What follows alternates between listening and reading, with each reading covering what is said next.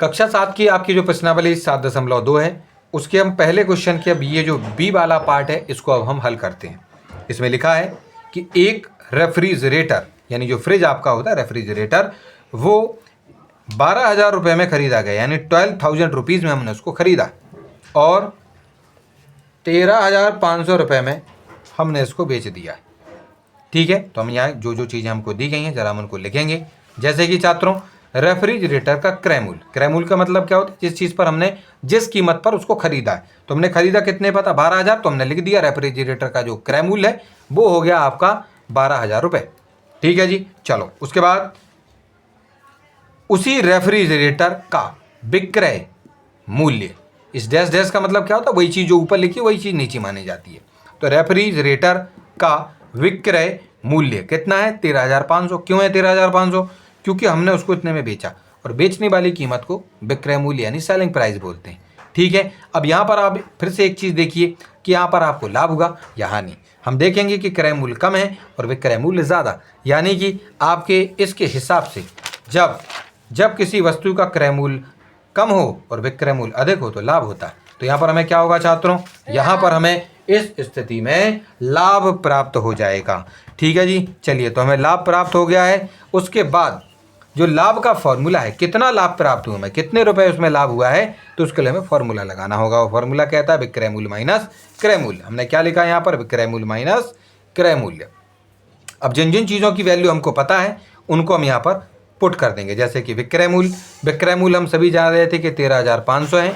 ठीक है, तो विक्रय मूल्य के स्थान पर हम 13,500 लिखेंगे और माइनस की जगह पर माइनस लिखेंगे। और जो आपका क्रय मूल्य है, क्रय मूल्य कितना था आपका था 12,000, उसके स्थान पर हमने 12,000 लिख दिया।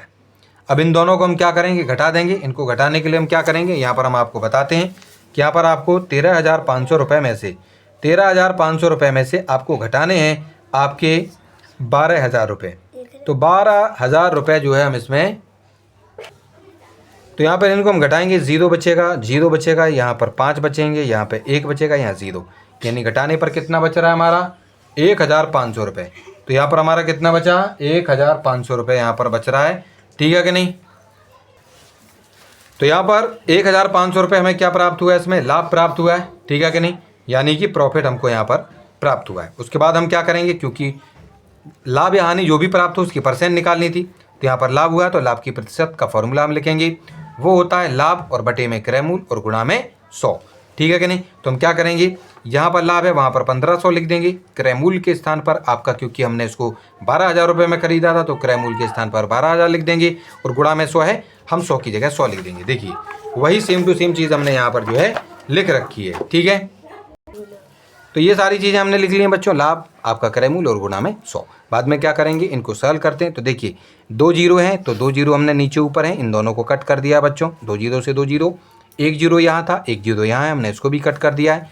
तो यहाँ पर 150 बचेगा और बटे में यहाँ पर आपका केवल 12 बचेगा। हम क्या करेंगे छात्रों कि इस 12 से 150 में भाग करेंगे।